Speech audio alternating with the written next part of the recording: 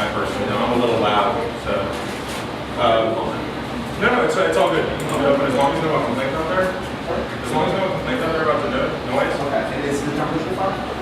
There you go. It's just at 1.5. Is there like a nest around here that a lot of There's no nest. We're going to get talking about that actually in a second. So, guys, thank you guys for coming out. This is, I know, something that doesn't fall into the traditional Los Angeles, Silicon Beach atmosphere. Most people think about, YouTube and, there's a TV panel going on, and a lot of people talk about advertising and a lot of media conversation and e-commerce conversation. But one of the really interesting things about Los Angeles is there is a true history of manufacturing and production. And there is something going on across the world, actually Mark alluded to it, that something is very hot right now, which is physical product. So we've changed a lot since the world of the word product manufacturing, warehouse and Chinese outsourcing have gone from being taboo that make a VC, quiver in their boots to something that's very exciting. So we thought it would be appropriate to have a panel here that kind of reflects what's going on in the world of physical to digital. So that's the basic concept here of what we're going to talk about, and I'm going to let everyone introduce themselves and kind of just speak a little bit about their background in the physical to digital space, and then we can kind of jump into a couple topics that I think are very appropriate and would make sense for everyone, because everyone nowadays is being exposed to these products that are a result of the changes in the physical to digital world. So let's start with Ravi. Sawhney. Thank you, Ravi Sawhney. So I'm an industrial designer. I founded a company called RKS, which is in Thousand Oaks. That was 33 years ago. Prior to that, I was part of the Xerox team. So in the late 70s, I was the designer on the first touchscreen interface. So working with 30 cognitive psychologists and 200 programmers. We basically dove into changing interaction from a perspective of how can you empower people to do much more than you could with any control panel. So yeah, we talked about this outside, I've seen business change over the past decades. Today, I think Steve Jobs said it, if you love software, you make hardware. And so the integration of hardware as a platform and the ability to become an entrepreneur has changed, especially in the last 5 years. Yep. Yeah, it's true, you've really seen a change. We incubated a guitar accessory company we launched last December. So we have incubation to be done. We have partnerships where we're actually going part of WikiPad, which people were here yesterday. So WikiPad, which is a tablet for $250, you get a state-of-the-art tablet with a gaming console that they plug in together. It's the only one that has a patent. We have global patents on the plug-in. That just launched last week and just sold out, and the demand all over the world for a product like that. And we'll talk a little bit more about the mobile, kind of the handheld product, and we'll jump into that a lot and kind of how your decisions were for funding that. So thank you, Ed Arino, or Eduardo, very long name, Ed Arino. I'm Eduardo Arino de la Rubia. I'm the principal architect over robotics and manufacturing for a company called Ingram. We're the world's largest print-on-demand provider, which makes us the world's largest one-off manufacturer. We basically decided to make the world's largest privately held digital library. You order a book, it doesn't physically exist within 4 hours. It's in the real world in a box shipped to you. And we're now having to deal with the demands of true custom one-off manufacturing on a global scale. What that means to be petabytes on petabytes of data that you have to push to remote manufacturing sites, how you make sure that the data files are quality data files, in a world where you're no longer making a proof that somebody approves for a product. The very first time the product is made, it might be to go to a customer. And this is utterly and completely different than how all manufacturing has been done basically since mechanized manufacturing existed. So you guys are 3D printing, but printing, 3D printing. Yeah. Okay. Are you doing print or 3D? We do both. Oh. And Lindsay Micey? Hi, I'm Lindsay Meisey. I'm a founder of Talkoot Studio. It's a membership-based industrial design and micro-manufacturing studio starting up in downtown at Los Angeles. My history is generally from the fine arts tradition. Both my parents are painters. I grew up in that tradition. Then I became involved in kinetic architecture, doing embedded systems for movable architecture. And then when 2008 happened, I moved into software. Now I'm trying to start this studio so I can move back into actually making things. Yeah. That's funny, the art, kind of the root of arts. I think a lot of people have heard of STEM, which is science, technology, engineering, and math. And I've heard a lot of people actually, Steam Carnival has really tried to brand that, adding the arts to it, because there's so much about design. But that's the A. Yeah, that's the A. The A in STEAM is, science, technology, engineering, arts, and math. So I think it's a really interesting kind of hybrid as far as people talking about art and design and physical product. And I think you've probably seen it for years, where people talk about, well, what is the customer experience like, and what is the art behind the product being made? So I'll give a quick background on myself. I was a software developer for years. When the dot-coms crashed, I was actually working in Silicon Valley for Excited Home on the original cable modems and worked through a bunch of different software companies. Dot-coms crashed, I bought a round-the-world plane ticket, got back to the US, and the dot-coms were still crashed.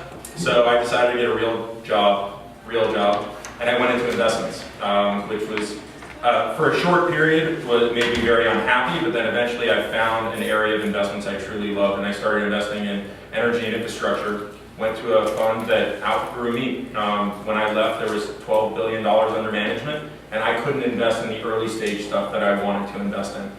So I started becoming a backyard maker. I started building things that I just wanted to have that didn't exist. So my focus was very much on food, and I built a barbecue smoker that was connected to Twitter, that was computer controlled, that tweeted the temperature of the meat every 5 minutes so I could leave on a 24-hour smoke for a pork shoulder. And my rabbi would roll over in his grave hearing that. But I found that my passion was just in building things. And I actually, in leaving the private equity firm, I got a 6-month hiatus where I hosted a pilot TV show for the Food Network called Weapons of Mass Consumption, where we built a 6,000-pound pizza oven that cooked pizza in 60 seconds using robotically charged afterburners that also burnt off my buddy's eyebrows. So, needless to say, Food Network thought it was a little bit too hot for TV. And I ended up finding myself going back into investing, but focusing on really early stage technology companies. And while at first I focused on my passion, which was software, I eventually found that there were amazing sets of companies who had broken that barrier of building product without all of the legacy overhead that existed in that world of manufacturing. So I found myself investing in a lot of early stage hardware companies, which was almost an oxymoron 10 years ago. It just didn't exist. You had to have an enormous amount of funding. And I think we'll talk a lot about that here, but just some of the companies that I've helped develop is a drone company called Skycatch. Actually, most recently, that overlaps in my food passion, a company called Momentum Machines, that is a 3D printer for hamburgers. It actually prints 360 hamburgers an hour. It grinds fresh meat, turns it into a patty, cooks it, slices fresh toppings, assembles the burger, puts it in a bag, seals it, prints your name on it, and there's no hands-on. So the McDonald's is actually scared. Very, very, very scared. And that's a very interesting thing. And I think I'd really love to get your guys' take on sort of the legacy industry and what they feel, the approach you've seen people take to this concept of lean hardware companies. I mean, we know about lean software companies that are all using cloud rather than having racks of servers, and people who are building, with barely a laptop. Some people are trying to develop purely through the web, but the idea that you don't need all that much capital to get started, and what that impact has on the sort of large industry that have massive testing facilities and manufacturing facilities, and how do you see people utilizing that lean methodology in the hardware or the physical product world? So, What do you want, the good side or the bad side?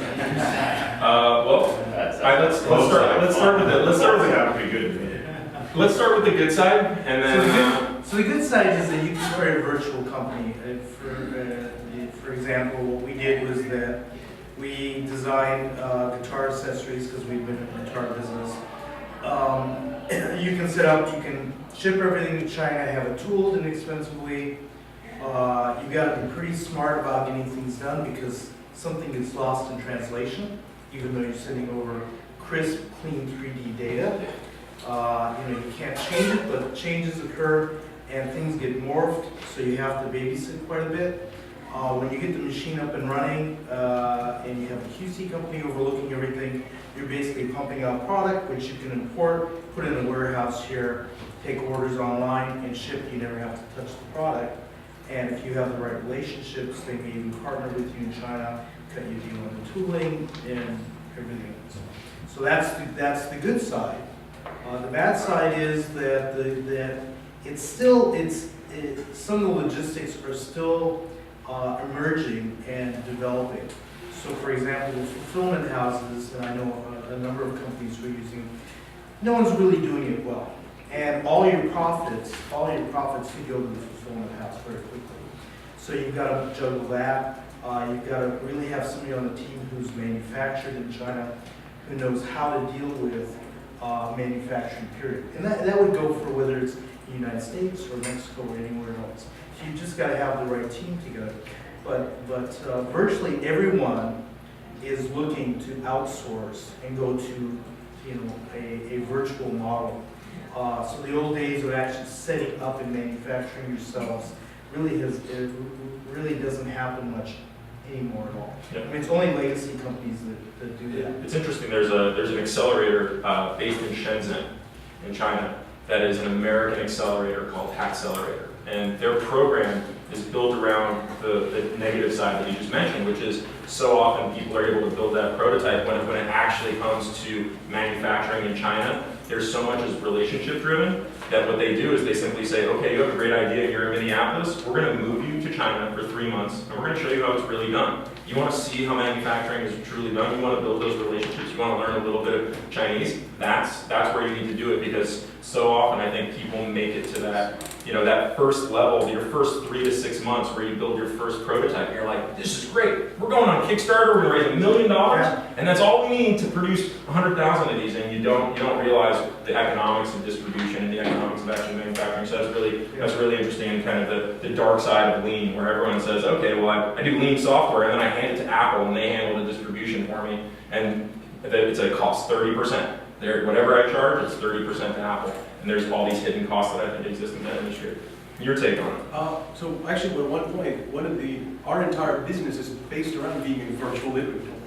There's all these. We're not a publisher, right? You have these publishers, the Random House, the large shops, that realized that they could no longer compete if they had to keep a real inventory. They just weren't agile enough. So to that point, the entire idea of having virtual business is massive. And we've even taken it to the level that, like I said, it doesn't even exist. We're virtual inventory that you don't even have to know exists. We literally only print the book when somebody's bought it. The just-in-time inventory. So just-in-time inventory. So to your earlier point, though, about being able to do more lean manufacturing, I don't know if you guys have ever seen a real 4-color industrial-sized offset press. But to give you an idea, these things, when they set up the large print shows in Dusseldorf, Germany, they actually laid down a railroad track, because that's the only way that you can get this massive equipment in place. It's just on a scale you wouldn't even conceive of. Something's happened in the last couple of years. Banks now absolutely positively will not give you money to buy offset print equipment, period. You can no longer buy that equipment via financing. If you don't have the cash, you can't get it. So what's happened? It's pushed everybody towards digital printing. You tell somebody that a digital printer is cheap, and then you're like, well, how much? It's like, well, a decent one is going to cost you about $1.2 million. In the lean manufacturing world, you're like, my God, that's the last thing compared to lean. Okay, well, an offset press would have cost you $40 million. So all relative. So the prices have dropped just precipitously. So one of the things that has happened, though, is there was this fear in the industry that if we start doing this kind of lean manufacturing, the quality is going to drop. And the consumer is unwilling to purchase stuff that has lower quality. One of the things that we've discovered is that we're entering an age where quality doesn't really matter like it used to. People, I don't remember the exact statistic, but 70% of the books that are purchased are opened twice. in America once. Well, the MP3 really proved that, right? When we first, I think there was a competition in digital content, and someone said, well, an MP3, and everyone said, I can't hear the difference. And that was really what it came down to. So it's really interesting where Lean is able to bring in a lot more product and convenience to product and may sacrifice a little bit of that quality, but we're seeing right now that people are willing to take that sacrifice in quality for the ability to get something cheaply, quickly, you know, and most importantly, cheaply. Convenience. Convenience. That's very interesting. On that note about the MP3 and quality is the space that I'm trying to leap into is the diffuse just-in-time manufacturing rather than having an inventory. Because we are mostly a design studio, but we are also makers, and we can generate our hardware. We're kind of planning that 3D printers are going to get better to the point where you won't be able to tell the difference between something manufactured in China and something manufactured on a printer, whether it's at a Kinko's or a Staples or in your home. And so we were kind of planning on generating intellectual property of these designs, and then once the technology catches up, we'll have excellent design that people would want to have, and they won't be able to tell the difference between a manufactured object or a factory object and a printed object. Well, it may be that printed objects are the manufacturing Yes. process. I mean, if you look at someone like Shapeways, if you come up with a design of anything you want, I on my tweeting barbecue, it was a computer board, and I realized I needed to wrap it in plastic. I couldn't leave it outside with the smoker not being in plastic. And the amazing thing was, I literally had a CAD drawing. I uploaded it to the internet, and I actually paid for slow shipping. And it took 5 days, and I had a perfect, exact replica. Now I mismeasured one thing, so it didn't clasp perfectly, which is the downside of it. But that's the beauty of the iterative version, and why when I jump into the conversation about lean hardware, what I like to talk about is the fact that you can quickly iterate on things. It used to be that if you wanted to try something out, you were making handlebars for a motorcycle. You would have to get a mold made, have a proto mold made. It would take weeks and thousands of dollars, and then they would send you 3 versions of your handlebar, and one in metal, one in clay, one in plastic, and you would hold it and say, oh, it's just all wrong. And you would have to go through the process again for weeks. And now what's happening with 3D printing and kind of how quickly someone can get 3D drawings up, you can simply say, I want to do this version, this version, this version, this version, email it to somebody locally who has either 3D printing, milling, or CNCing capabilities, and the next morning you can have on your doorstep those 5 versions for less than what it cost to do one in the past. And that was something, if you read the lean startup methodologies for software, it was about that iterative loop. And that iterative loop now exists in hardware, which is getting people really excited so that they can build a product. But I think that, without getting too much into it, the elephant in the room is MakerBot. And I don't know if you guys have seen the news, but MakerBot sold this week for $403 million.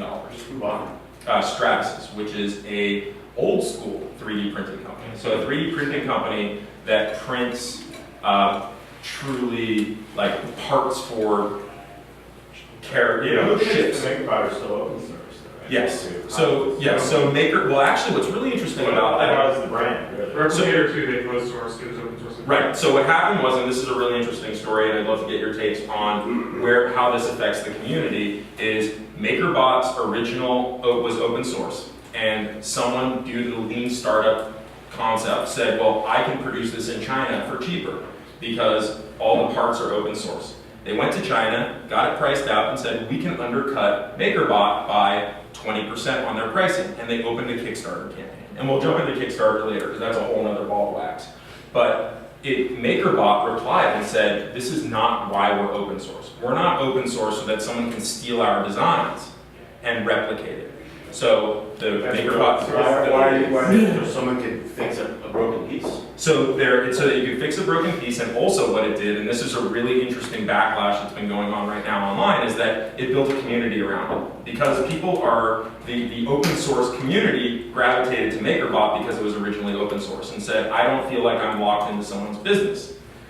MakerBot 2, the replicator, was no longer open source, but the community was already there, and theories are abounding right now, and actually we talked about this earlier, is that Stratasys didn't really buy the maker-bought equipment. The equipment is, on a relative scale, kind of garbage.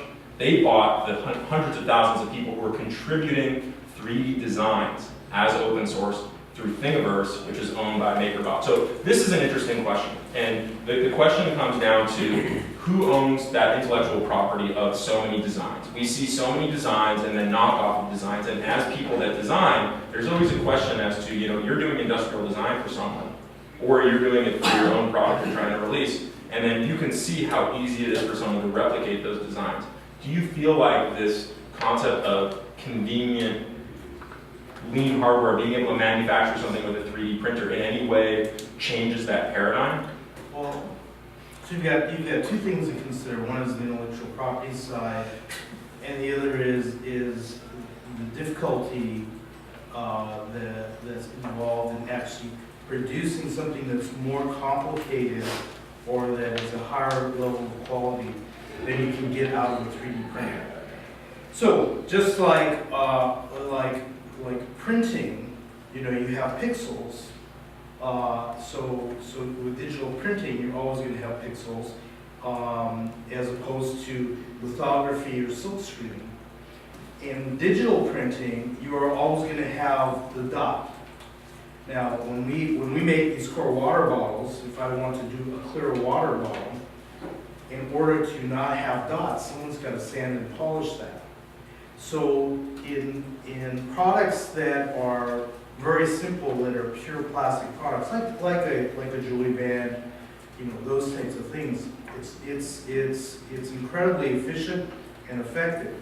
But the minute I have moving parts that have metal inserts so they don't wear out, it kind of throws you into a different realm. You have to build molds, you have to debug, you have to do a lot of rapid prototyping, so you use the printing for the development, but you can't go there. And the other side is the IP.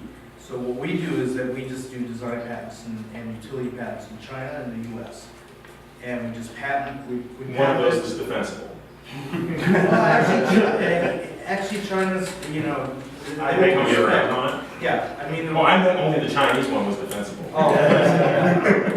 Either one, a quality company will respect that. In China, they do respect it if you patent it. The rule is that if you don't patent it, then it's up for grabs.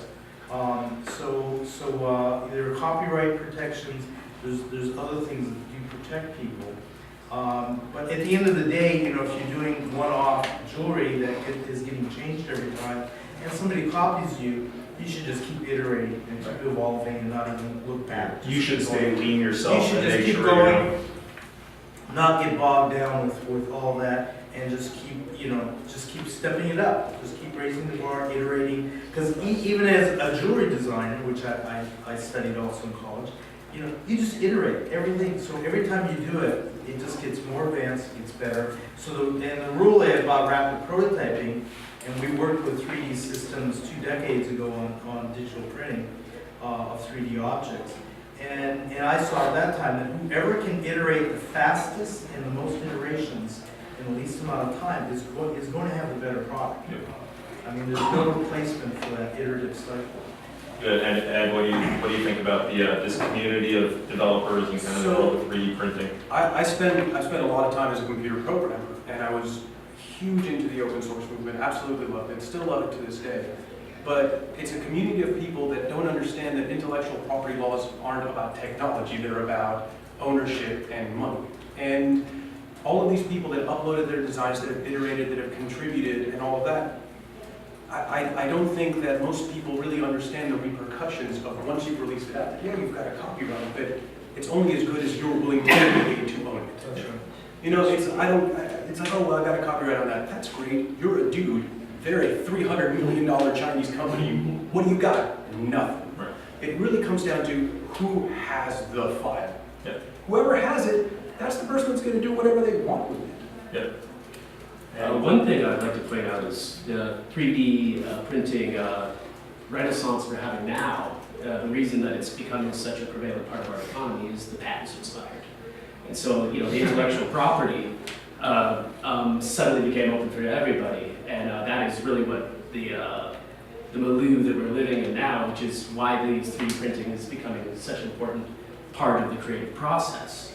And so when you create a product and you think, well, I'm not going to own this, you also have to think about, well, there's a wider ecosystem out there and we're creating better things because of this. If you don't want someone to copy you, never show your thing to anyone ever. But, you know, to copy. That's there's the only these, defense. If Everything it else only is exists bullshit. up here, it can never be copied. There are these gentlemen came into my studio yesterday, and they built these quarter-scale RC cars, and they're beautiful. Like, you know, they're fiberglass. They have like all the working hydraulics and stuff. Like the rappers love this stuff. You know, like you'll see it in the future episodes of Critics, I'm sure. But what they do is they take like I don't know if I should give away their, but they take like the little model of you know, whatever car they want to do, and they put it into a 3D scanner, and then they take it to the CNC shop, and the CNC shop cuts it out of balsa wood, and then they go to the body shop guys, and they fiberglass it.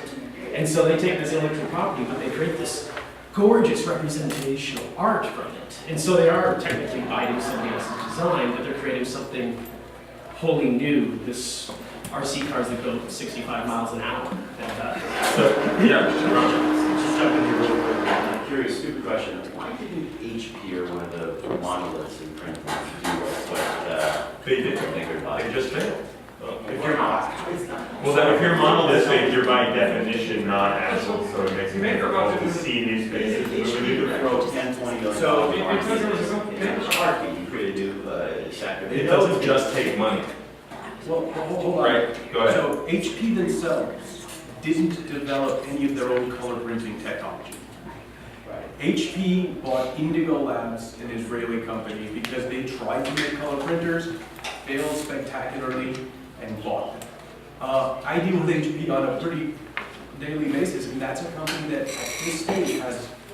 There's no R&D, just Just the think sales just- and marketing organization. They did the same thing that Whirlpool did. They got rid of their engineers, they got rid of their design people, and they said, it's okay, we're a brand. And they became an empty shell working off the previous inertia of the previous generation of designers and makers. It's interesting. I was having this conversation the other night, and we were talking about how American entrepreneurs are at an advantage because they never look at the big companies as a threat. They see the big companies as vulnerable. And the way they look at it is they see HP and they say, HP's too big to succeed in a new market, therefore I can blindside them. Whereas in so many parts of the world, you look at someone the size of HP and you say, well, they're big for a reason. I should just get out of their way.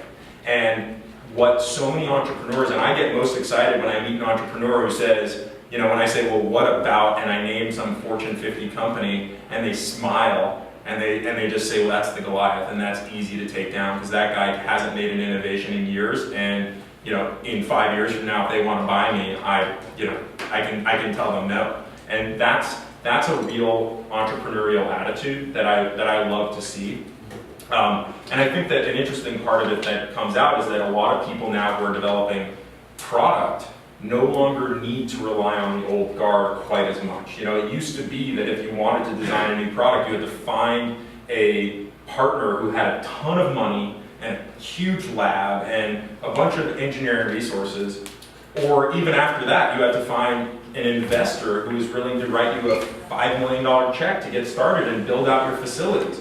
But nowadays, and this is the other elephant in the room is Kickstarter. And I'm really interested, you know, Kickstarter recently changed some of their rules about making sure you already had a prototype functioning to make sure it wasn't a vaporware scene. But I've seen all levels of people's experience on Kickstarter with developing product. And, you know, opinions range from all you get is market validation to you get your evangelical first customers to you get proof to show the next VC to get the real money, or you just get thousands of angry customers who have no real sense of what it takes to build a product. And it's really interesting, and I'd love to get your guys' take, and I'm sure that you guys have watched many Kickstarter projects and have seen everything from Pebble Watch to Ouya to failed ones that have gone all over the press. But what are you guys' takes on, why don't we start now at the other end and kind of rotate? Well, I think when I think of failed Kickstarters, I think of my friend Skylar Towns' lockpicking set. which was a very famous burnout.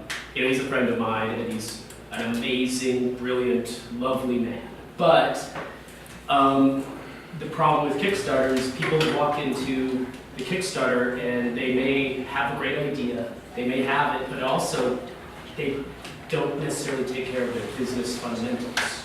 And that is, unfortunately, I mean, I'm an artist, I'd rather never think about money or business ever. But if you're going to take a product to market, you have to think about, well, how am I going to actually deliver this?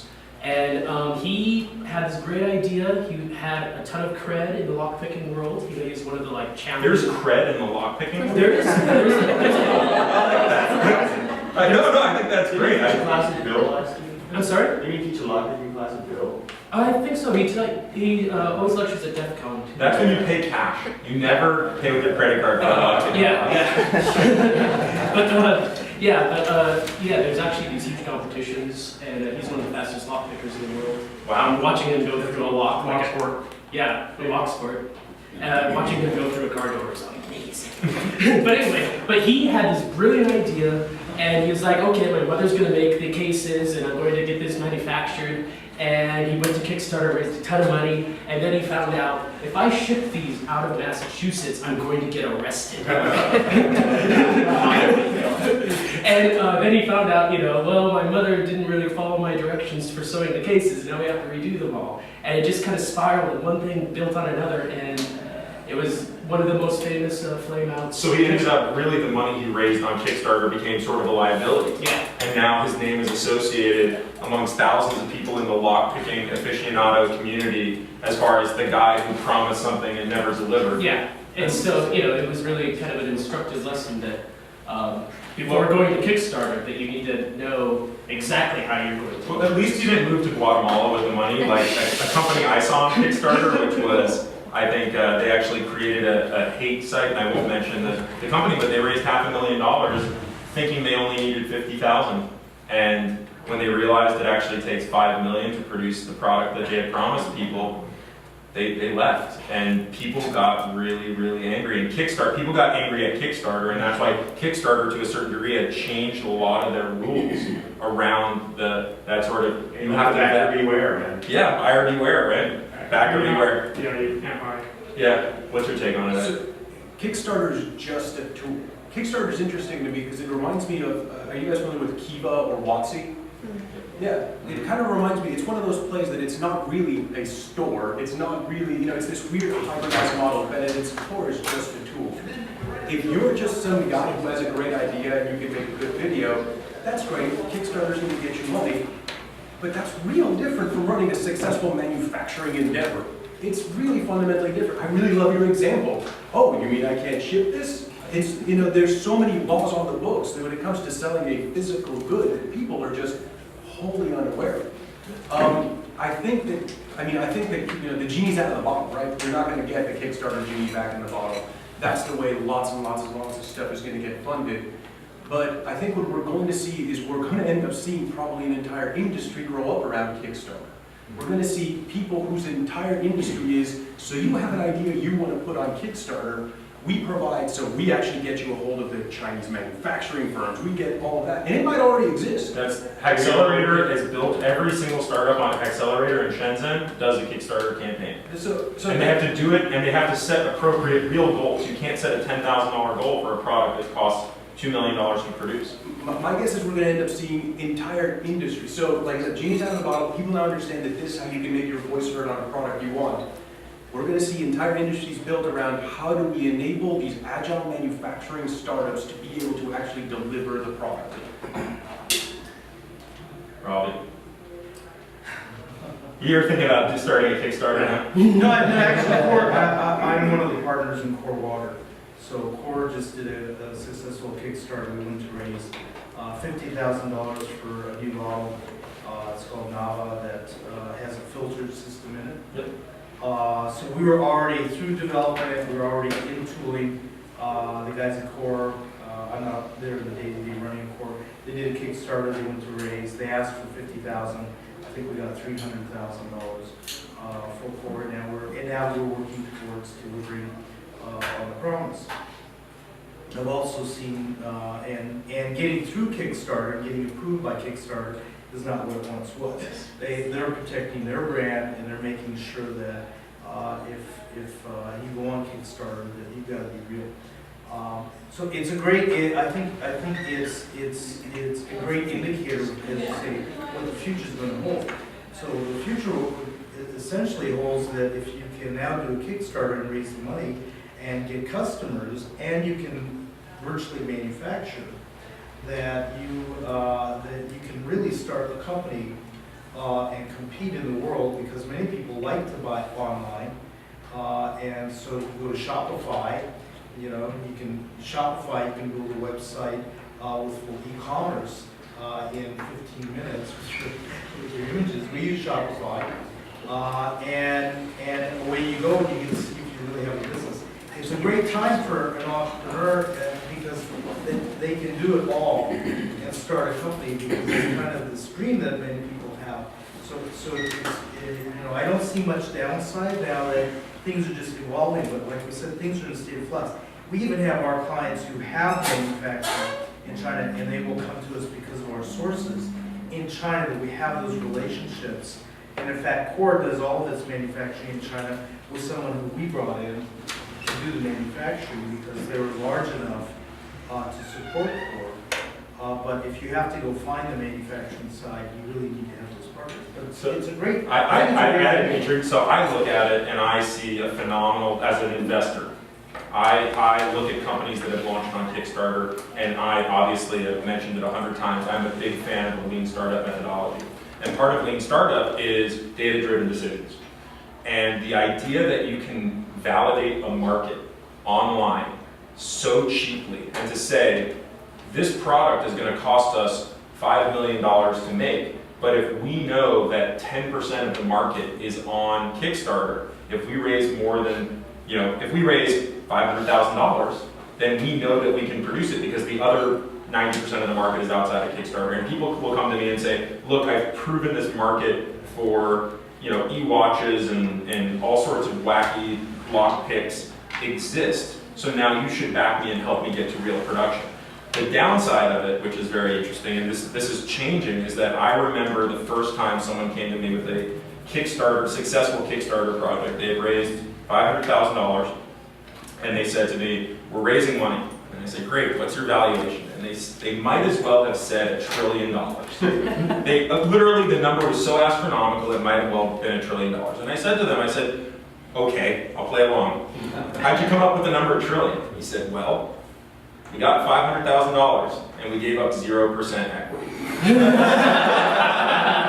I said, it's like, I can pick any number. I'm giving you a deal, actually. It's less than infinity. And it was that early perspective that Kickstarter was free money. And I think that so many people nowadays are looking at Kickstarter as that tool. And they're saying, it's not about just simply raising a bunch of free money and then figuring out the problem. And it's really about figuring out the problem first, and then using Kickstarter as a tool in a much longer process of going from that digital to physical product. And a single product doesn't make a company. Absolutely. It doesn't make a brand. And when you get that Pebble watch, I didn't buy a Pebble watch, but I've seen them. And you get it, and It's not I'm not being critical of anyone who did it, but I mean, the rendering tools that we use and designers use can make things look incredibly perfect. And when you actually get it, and it looks like a toy, your ability to discern quality, as a person now, is at such a high level, and you're so attuned to the detailing and the refinement that Apple goes through. You can't discount that Apple sends, their designers, their engineers, and they perfect their products. And if you're expecting to get Apple quality, you may be let It's down. funny, the analogy might be when we were kids. Remember the toys in the cereal boxes where it has that beautiful picture on the front, and you open it and you open the box and you're like, it's like this little box thing. Yeah. That disappointment. I have a question, because I don't buy the idea that a successful Kickstarter campaign actually validates the existence of a market. So it depends, right? It obviously, if you're selling purely a market that is 100% of the buyers exist on Kickstarter, then you're not saying it's any further, it's not any larger than that. But you know that if 10,000 people pulled out their credit cards and paid for something in advance, the market is at minimum 10,000 people, right? So as an investor, I have to look at it with a discerning eye and say, you just sold a product that is intended for 65 to 80-year-old people, and you sold that well on Kickstarter. I can tell you there are people 65 to 80 who are not on Kickstarter and will go out and buy it. But if on the other hand you're selling a tool that is exactly that Kickstarter market, you expect that more of that market will be at Kickstarter pre-ordering. So I agree with you that it's not a one-to-one. It's not like there's an equation that says X number of people buy on Kickstarter, it's 10 times that outside. Do you know any companies, like design companies that have done multiple Kickstarters, and that's kind of like their model, or is it generally just one product, and that's the company launches? There are a couple companies, and they're starting to become more and more. Yeah. And there's a lot of people who are doing what you had described as far as someone who comes along and says, you have an idea, and I'm Dragon, and I can help you go from concept to design to possibly helping you with your Kickstarter and then helping you with your manufacturing and helping you throughout the entire process, or incubators who are doing it. But I think we actually hit on something that was very interesting, and you brought it up about design. And I was sitting, I'm going to actually out you on your history right now, but Good history or bad the history? good history. So I was sitting at a dinner 2 nights ago with a bunch of VCs in Silicon Valley, the general, like the Andreessens, the NEAs, Google. We were all sitting there and we were talking about design. And the question went around the table, what was a design that you've seen of recent or in longer past that changed the way you looked at the customer experience? And it was all product driven. I mean, people went everywhere from talking about Lyft and Nest to just general software and Surf Air, which launched here in Los Angeles. And my example was a product you designed. My example was Teddy Ruxpin. So you designed Teddy Ruxpin, was it the early days? And that was my first hacking project. That's probably not what you intended Teddy Ruxpin to be, but my little sister got a Teddy Ruxpin, and I saw magic. I saw a product that seemed to be alive. Can I stop you for a second? How many people in Mr. Match know Teddy Ruxpin? No, okay. Teddy Ruxpin. When I first saw my little sister's Teddy Ruxpin, I saw magic. And a product should be magical. You should look at the outside of the product and not really understand. You shouldn't need to understand what's going on inside. It was actually that moment that I figured out that I was an engineer. Because I saw the magic, and I said I want to understand what's behind the magic. And I found a tape player. And I decided that I was going to make a Walkman out of it, and my little sister left Teddy Ruxpin on the side of the room one day, and I stole my mom's screwdriver. I opened it up, ripped out the tape player, and decided that I had a Walkman. And my mom bought me a new set of screwdrivers at that point. But that was the moment. She said, "Don't use my tools to take apart your sister's Teddy Ruxpin." So it was that moment we talked about product, and you talked about the customer's voyage, right? The customer who's experiencing these products, you have to think about what they're going to experience, and the idea that there's a feedback loop, the idea that so many of these products now report back how people are using them, is truly changing the way we iterate through products.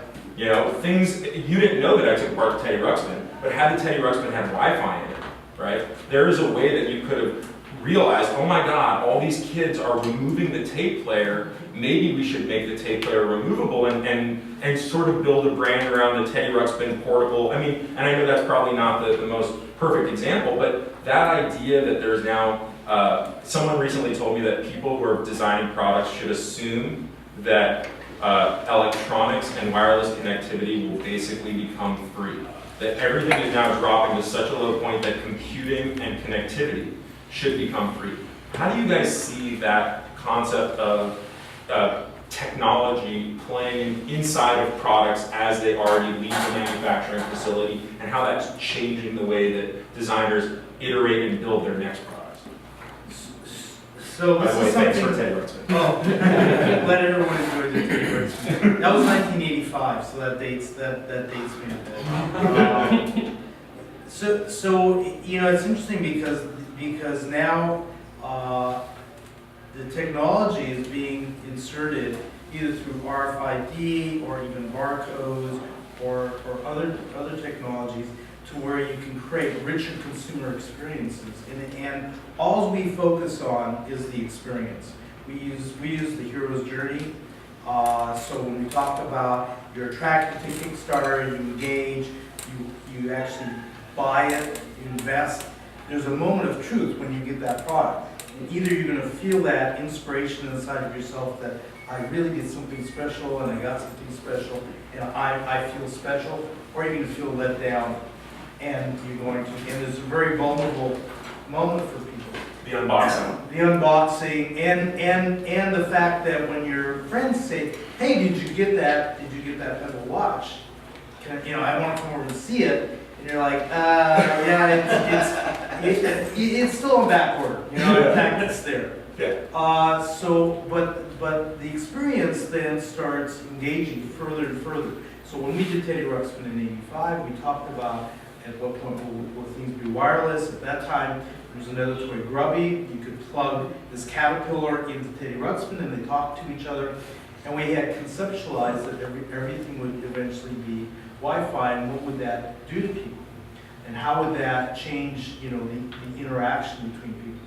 So, for everything we're talking about, if you go full circle and you just look at people's kind of yum and yuck reaction and their body language and how they're anticipating, that kind of completes the loop.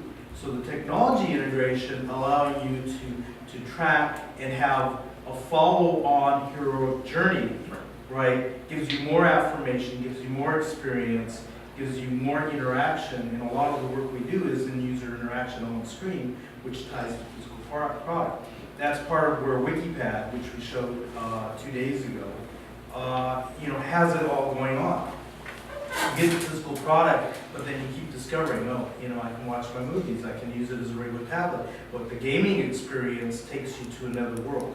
You really leave the room when you have this complete high-speed control in your hands on a tablet. And that's kind of where we focus, is that you're going to create a successful brand.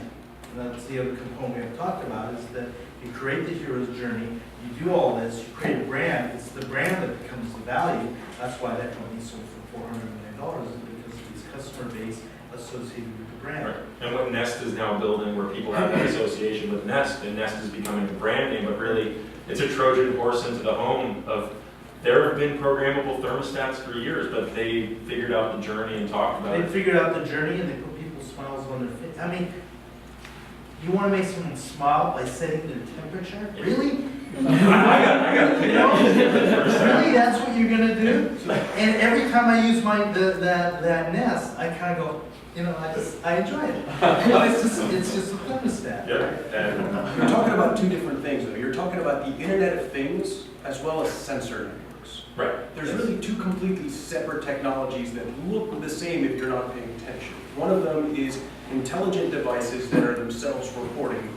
One of them is a network of sensors that understands and analyzes new things in an area, things being removed from that area, things moving around that area. I did an RFID project for Whirlpool at one point. It was the first time I received death threats. First time, not what was the second. It was not the last time, but it was. We realized that RFID helped us track through manufacturing, so we slapped an RFID chip in the refrigerator. This is a massive, like $10,000 built-in refrigerator with a single, like 70-cent RFID chip. This was in Tennessee. It got out to the religious fundamentalists that we were doing this, and literally the fact that their device would now have the ability to be scanned, even though it didn't, even though it was built into the wall and no RFID signal could pass through it. There was this mismatch in their understanding as to the relationship to the device. The idea that the device would be spying on them and telling people on them was really shocking to them. And then, of course, again, this is religious fundamentalism in the South. They immediately said this is the mark of the beast, 666. Literally, I'm driving to work. I leave my car, I come back to my car, there's death threat written right on it. And I was like, Cool. Do you take a photo of it? I did. It was on my '89 Volvo station. So then I moved to the world of books. every publisher on earth wants RFID in their book, right? Because again, you're talking about optimizing the supply chain, you're doing this one-off manufacturing of books, it gets somewhere, they want to know the moment it leaves the warehouse, it leaves the manufacturing facility so that everybody can be notified. Up until the moment you talk to the consumer. The moment you tell the consumer, hey, is it cool if we put an RFID chip? It's just below name, you could literally take it out and destroy it. I mean, there is 0% of consumers that are okay with that out of the people we talk to. People do not want certain classes of product to be part of the sensor network or the Internet of Things. That's why they do it and they don't tell anyone. Or they give them such a positive experience. Yeah, If you're not giving them value That's for right. tracking them, So- people are willing to track. If you swipe your card at the Ralph's and you get 5 cents off a can of beans, Right. and you say, I will trade my privacy for 5 cents off that can of beans. But if you didn't give them the 5 cents off, they wouldn't want it. So that's the final point. The final point is for all of these examples, there's infinity examples where people are so glad to be tracked. Dude, all we're doing all day is making database records about exactly what we ate and what our bowel movements were. I mean, literally, that's all we're doing is filling petabytes. It's of amazing people databases will pay with for this. that. You know, you know, It's easier to swallow an RFID. so it's one of those things where I think it's inevitable. I think that, I look at my 12-year-old, I'm going to take a quick detour, I apologize. So my 12-year-old, since he was like 5, I've been like, dude, don't put stuff on the internet. When you're 40, you don't want to have to deal with having to answer for what you thought when you were 8. So you put them on Snapchat. So he put himself on Snapchat, and I didn't know what it was. And I was like, what are you doing? It's like, are you like sending bad pictures? What are you doing? And he said, your generation terrified us so much about the permanence of this data that all we want is we want the social experience, we want the benefits without any of the permanence. Yep. And I think that's what it's going to take. It's going to take sensor networks and Internet of Things with a policy of destroying data, of the understanding that the data can be aggregated, but after a certain time, it disappears. Well, it's interesting to jump to the RFID. I just saw a company that was doing RFID on food.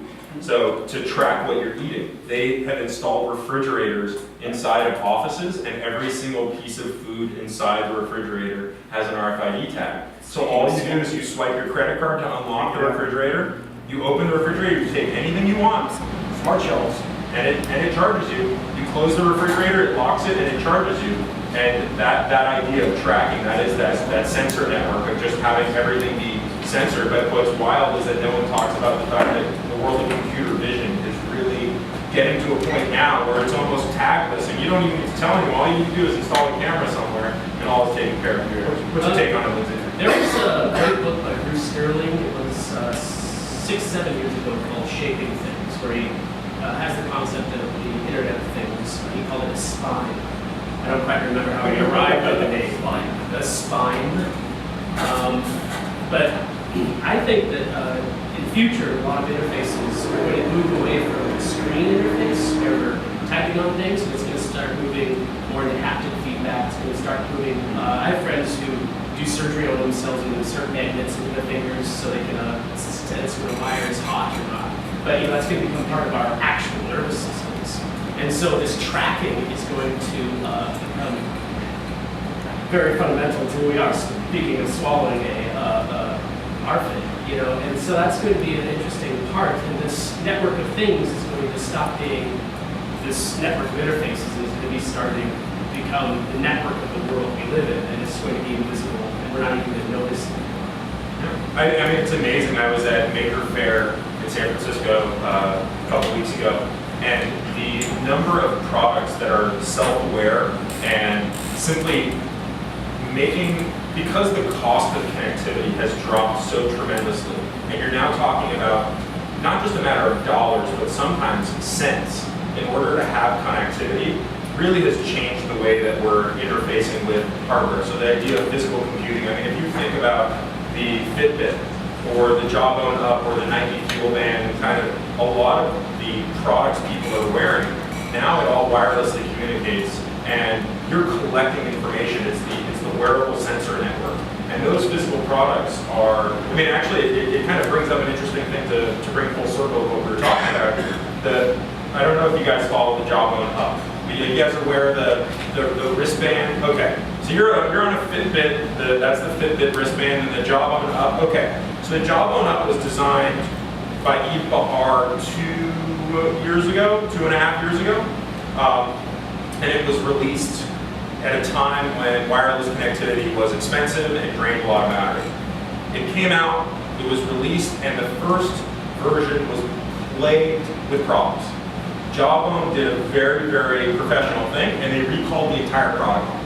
Every single Jawbone Up everyone was offered a refund, send the Jawbone Up back. Expensive as well. It was very expensive, and Kleiner took the hit. So Kleiner was their number one backer, Kleiner took the hit on it, and said, no problem, we'll make sure you guys have the money to get the next Jawbone Up out. And all they did was focus on iterating on that single design that Eve Bahar made to make it more stable.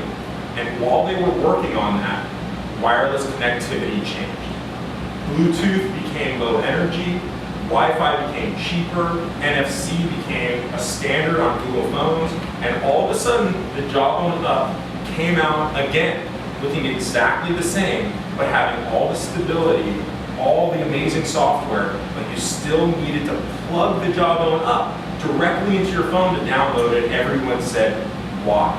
This is something, and talk about how quickly something happened. In a matter of just about a year, the entire thing changed, because the Nike Fuel Band was going wireless, you had the Fitbit coming out wireless. So this is an industry that is now moving at a speed that people never even imagined years ago, and you can get blindsided by simply not having those quick moves. So I think one of the other things I want to talk to you guys about is where you believe the bottlenecks still exist. Because we talked about it, that's a pretty clear example of why you need to move quickly. But for people now who have ideas, or maybe even have designs or have prototypes, how do you go full steam ahead and break through all those walls? Yeah, this is where you see a lot of failure, because the actual numbers are 90% of all new products fail. So for all the good we're talking about, the testing and development, 90% of new products fail because people. We might need the mic test even though I can talk. Is that okay? No, actually, this is actually for you guys, because the air went on, but it's bad. Okay. In case, so that everyone can hear, is this a little bit better? Yeah. Yeah, it's kind of all getting more anxious, not gonna be good, but actually, we should go to Q&A. We'll do the bottleneck as the last conversation we'll have, and then we want to jump into, I know a lot of people have had things to ask. So 90% of new products fail, and the key again goes back to people, their ability and motivations to do something new beyond the novelty. So yeah, we could sell all 10,000 or 1,000 something based on novelty, but to create true value, you have to really understand the bottleneck isn't as much technology as it is people's ability to absorb and adopt new technologies and change behaviors. So we always look at how do we augment existing behaviors so that we don't have a situation where someone has to unlearn and go backwards before they go forward. And the other is just that it's very easy to get ahead of the market with new technologies. So we talk about digital printing. When I was in Xerox in the 70s, we had full digital printing. I mean, we could scan an image, we could compose a book, we could send it to Russia, we could email it, or we could just print one book at that time. That's how we ended up having to do a touchscreen interface. We couldn't have a control panel. No one was anywhere near ready for a touchscreen, let alone a digital book. When we used to test the touchscreen, people would look at this TV tube and they say, touch it? No, I'm not supposed to touch the screen. I don't put fingerprints on the TV. And if anything, it was supposed to be 5 feet back, not right in front of it. So, it goes back again to there's a huge amount of intellectual property, a huge amount of innovation out there that can be captured. It's understanding what is at the right place at the right time. Again, Kickstarter gives you an immediate test, but with 90% of things failing, you know that there's a bottleneck there, and somehow you've got to get into the ability to actually test and understand what people will really do with it, will adopt it. we do a huge amount of testing now. And Apple, you know, Apple says they don't do consumer research because they're so large, they are the consumer. They represent the market. They don't have to go outside and do it. They're living it day by day. They know it works for them, it's going to work for their audience. I have a much simpler, actually, answer to what I see as the bottleneck every day. People don't know how to manage data. People just don't know how to manage data. You're talking about, and the size of data blows people's minds. A 250-page, 600 DPI book is a 4 to 10 gigabyte file. It's bigger than a DVD, bigger than a Blu-ray. In our world, people just literally don't understand the processes by which they manage these vast scales of data. In the world of auto manufacturing, you have to be incredibly agile and incredibly smart about managing your data, versioning your data, having people collaborate on it, having all the tooling required to do that. This was previously done with CADs, with pieces of paper, and with a lot of time and a lot of engineers. Now it's one or two dudes trying to do it, trying to iterate, trying to collaborate, and I think that that's going to be a lot of the place where the bottleneck is going to continue to be, is how do you manage the data, the revisioning, the collaboration required to have truly agile one-off manufacturing. I see two major bottlenecks. The first one is the design tools, and the second is access to raw materials in the United States specifically. As far as design tools, I think a lot of what's the power of one-off manufacturing is the customizability of the user. You know, so the user can finally decide exactly what they want in this product. And I think that's going to be really the major point that's going to bring 3D printing. A product is going to be customizable just the right way that people will want it for that reason. My friend Nick Kingston, who used to own CloudFab, and I spent a lot of time talking about how to do a parametric design methodology so that people who are not educated in the 3D software, in Rhino or SketchUp or whatever, could actually create a product just from their minds to the printer. I know at JPL right now they are working on a similar project for designing entire satellites to kind of take a giant project, adjust one element, and see how it affects every other engineering element. It's a massive project, but once it gets out into the common knowledge, I think that's going to be that. The second part is the raw materials. Is that when I design something, I oftentimes just go to Apex, you know, up in the valley, which is the surplus electronics place, and I wander around and I think, you know, I dream. And the problem is that's all we have. All we have are like the ashes of Boeing in Los Angeles. If you go to Shenzhen, you'll see these giant bazaars of raw materials, of electronics. And I mean, we don't have an electronics supermarket here. And we have Radio Shack. Fry's does not count. Yeah, Fry's does not count. We have... Ever been to RVAC in Orange County? RVAC? No, I haven't. JK Electronics. Okay, yeah, well, those things are silly, but they're no way the same size. Right, Fire Rally area you can get for that. Yeah, but there's no, like, there's nothing of that Shenzhen size. there's a city, Electric City, which is multiple football stadium sized buildings that are floor after floor after floor of component manufacturers. So there's a pins manufacturer, there's a supply, and each floor is it's literally, you see photos of this stuff, that's where the accelerator project is based around that, and you can literally have them bid against each other right there on the spot for various little pin connectors. Yeah, and so in America, all we have are those products that come from China. Yeah. And so we as innovators, you know, we just don't have access to that sort of market. Did Radio Shack completely miss it on this? Like that's what Radio Shack was in the 70s with the original catalogs. Like you're coming back a little. Yeah. Radio Shack is, so I think one of the issues is just the sheer scale of size of how much you need to get. And we kind of wish that China was Mexico, because it would be a lot closer. and we would just have access, because the reality is that you can, you know, between Alibaba and kind of the markets of, and Alibaba is actually kind of on a different scale of things, but the idea that you can get the Shenzhen, like, McMaster car type booklet of these are all the parts and these are what they cost. The beauty of it would be, can I order 5 different versions that are each 10 cents each and have them here tomorrow morning? So there's actually, Nick is actually the guy you mentioned. I had lunch with him yesterday, and he's working on an interesting project post-Cloud Fab, which is now as you're designing something, and hopefully I'm not giving too much away about his new startup, but as you're designing something in CAD or you're designing something in SolidWorks, he has a plugin now that will show you real time what your product will cost. Nice. And he will also show you things like, you just drew a piece of steel that was 0.26 inches. If you drop 0.01 inch, you will be able to order 1/4 inch steel, and it's no longer a specialty part, and therefore you can lower your costs. What's this thing called? It's going to be called Plethora. So he met with me because he's trying to get money, but I would bet on Nick. I know.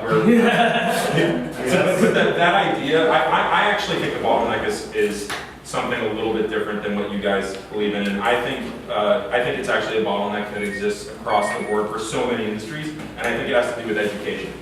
I think that people often feel that designing a product is way outside of their wheelhouse. They have an idea, and they heard that there are these 3D printers, and that they heard that there's like AutoCAD, but I heard it's like $5,000, and you have to download it off BitTorrent and like get a crack, and like, you know, people think that this is this totally inaccessible thing. And the same thing happened in software development.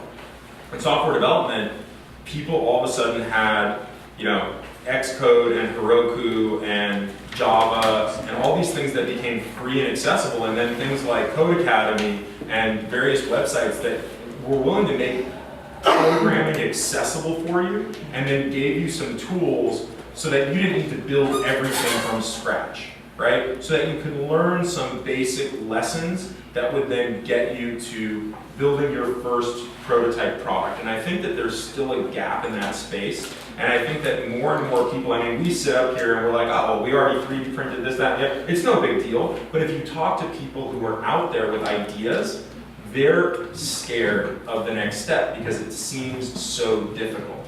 And it's not to say that it's easy, but it's getting easier. And I would hope that we're inspiring the next generation to feel that if they have an idea, whether it's a digital idea or a physical idea, that they can go ahead, design it, build it, at least get the prototypes out there, and then find the right people to help them make a true product. And that's where I think that hopefully the bottleneck that's going to be eliminated soon will come from.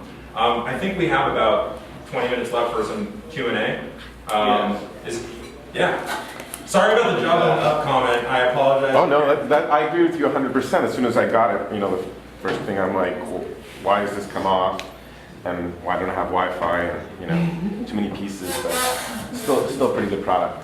Anyway, my question is, I read on Quora, they were kind of describing in detail how memories are saved in the brain. And the day is going to come that you're going to be able to save your memories and access it from your brain and put that on the cloud. And I'm just curious what you guys think about how that's going to change everything. Who wants to jump on that? That is the absolute most horrible idea ever thought. You know, like. But it will happen. I agree with you, but it's going to happen. I mean, the arrogance of it, because for the most part, we'd never have progress again. Everybody would be their same racist selves, and or classist or sexist, and we'd be stuck in this. It'd be like living in right-wing America for the rest of eternity. You would hate everyone because you would remember all the bad things that they did. Yeah. You like walk up to somebody like, oh, 4th grade, man, 4th grade. I forgot, but I have it in the cloud in my Dropbox. No, but there's an interesting brain activity world happening right now.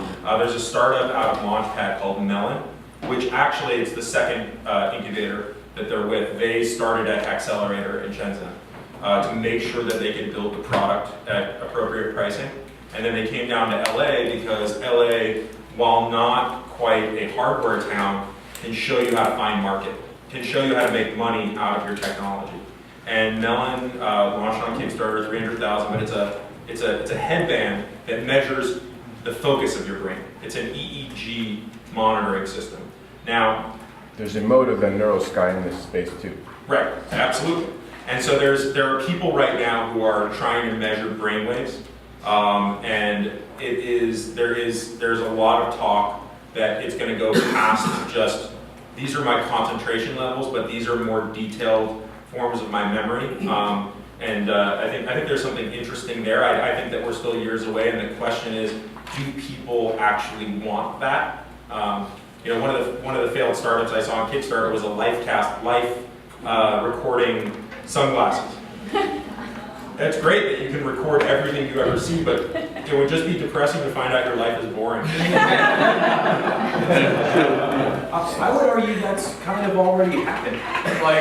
Like I already use Google and Gmail and all of that as my offline memory and my offline thoughts. I mean, just because it's not an automated process that's sucking my brain out and jamming it in the computer, doesn't mean we're not already a third of the way there, 2/3 of the way there. Yeah, this is why I don't think it's intellectual property at all. If you think about it, I mean, we all have a perfect photographic memory. It's called a computer. We all have perfect pitch and the ability to reproduce any sound in the world. It's called a computer. That's why, I mean, it's kind of ridiculous to think that anyone would have anything that you've ever shown or played for anyone. I'm sorry, it's kind of ridiculous in this age of cyber enhancements and all our technology to imagine that that has any value, that you have any claim to that or stake to that anymore. There's no value in content. It's all curation now. Content is infinitely reproducible and perfectly memorizable by all of us. But there's one more, can I just add one more thing? So there's one other aspect to this, which is why I think it kind of will definitely be coming, is that for life extension, assuming that we will solve all these other problems and get our body to keep on going, there's probably a memory limit, and that's the reason that we're seeing a lot of dementia and Oh, I hit my memory limit at like 9. So I really don't, I mean, I have a piece of paper with everyone's name, and I forget my name sometimes. But the idea that memories are, that memory limit, I joke, my mother has a terrible memory as well, and she jokes that it's her age, and I told her that she's had a terrible memory since I was born, so she shouldn't, it's easy to have a scapegoat. But the question of indexing memories, or just indexing our own life awareness, like kind of, you're carrying a Fitbit, a Jawbone up, whatever it is, and now you can potentially wear an EEG monitor that measures your stress levels, and you can analyze it against your GPS location, and there's a lot of, you're getting to a point where you're collecting so much data that I think that there's an opportunity in making sense of the data. To basically say, you get really stressed out whenever you walk by, the tax office or your accountant, or maybe you should get a new accountant, because every time you go to see him, you're stressed out, your heart rate goes up. So I think there's some very interesting sort of our bodies as sensor networks. Whether or not we collect memories or we just collect vital information, I think that there's something very interesting in that world of cheap connected hardware and products we can wear that are basically saying, I'm not just willing to give up what kind of can of beans I buy, but I'm willing to give up all my vitals to a company to say, you can have my GPS location, my heart rate, my temperature, and potentially my memories, and say, well, what do I get in exchange for it? What experience improves for me by giving you all that information? Don't hack my brain. So the question is, what are you going to do with that? What are you going to do with that information? And what's someone else going to do? Just jump from health insurance. No, that's actually something that's come up. I've heard a lot of health insurance companies say that they're willing to pay for people on so like the refrigerator that you can pull out RFID products from. They said, that's great, we know the identity of the person who's buying the food. We're going to say, if you sign up for Anthem Blue Cross, any food that has less than 5 grams of fat is 50% off, right? That's sort of like, I'm trading my information. I'm trading the fact that I am an unhealthy eater, and my insurance company is willing to inspire me or push me along the way to eat healthier by incentivizing me. So there's some really interesting topics. That just means they'll buy a after that they'll go buy a Snickers. and down at a corner. But the Snickers will be full price, right? The Snickers bar will be full price. Or your insurance company will hit you with Yeah. a premium because you're Right. So that's when it gets crazy.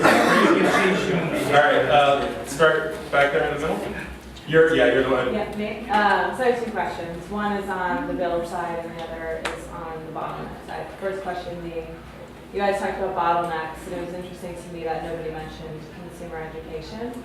And the most, at least in the smart devices space or smart product space, the most, I think, fundamental example we've seen where it hasn't happened was QR codes, right? Or just sort of like In the obviously US. that's like super, yes, super baseline. But I'm curious on your thoughts. Where do you see that threshold actually happening?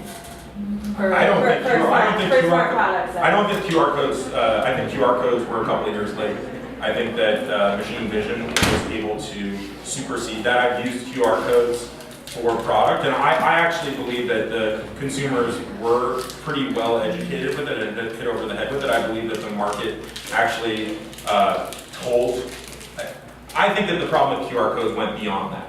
So I think that I agree with you that consumer education is very important, but I believe that the world. I actually would rather. Sorry, I have a passion against QR codes. I think we all do. So but what do you guys think about the consumers and consumers adopting new products? I think you mentioned a little bit about the narratives and sort of, do consumers? I mean, continue on with it.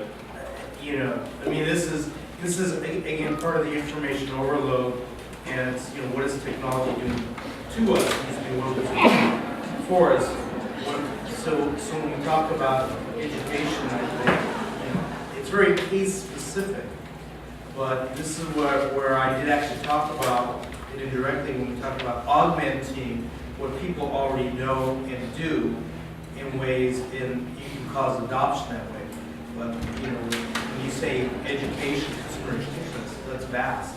I mean, how many people really learn how to do something new? It's really incremental advancements. I think that people can really absorb now, because we're really reaching kind of input overload, right? There's so much to choose from, and with all of these choices, who really studies and even reads the manual on your car or anything else? Everything's got to be designed again. No manual. Yeah. It's all got to be designed into narratives. So user interaction, how you lead someone through learning a new product, or I mean, everything's changing. We're dealing with pharmaceuticals now. How do we teach people how to treat themselves? Huge challenges. You know that you have to do something. Everyone knows the right foods to eat, but do we do it every time? No, we don't. So it's understanding that how do you lead people through? I say if you want to teach someone to do something new and you want to motivate them, use the hero's journey. Make people feel good about themselves incrementally and through their attraction, their emotions, their cognitions, and you can teach them new things. To me, that's what I interpret as consumer Cycle of consumer education. I'm going to argue that you've got a real long uphill battle. Find the problems that are real painful problems that people need to solve right now intuitively. So we're going to wrap. We need to wrap up. So maybe grab these guys afterwards. But does everyone agree this was an unbelievable discussion?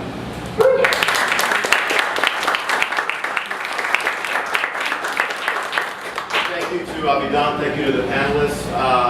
Heads up, we've got a short keynote by the former, I think, president of Telemundo. And then at noon, or a little bit after noon, I'm going to be monitoring a panel that's actually going to hit on some of the things we talked about with Kickstarter. And it's going to be around the power of crowds. And actually, there's going to be one of the early first employees from Indiegogo who's going to be up on stage. So I highly recommend you stay for that. I think it's going to be a cool panel. Notwithstanding that I'm biased in this one, moderating it. But thank you again, guys.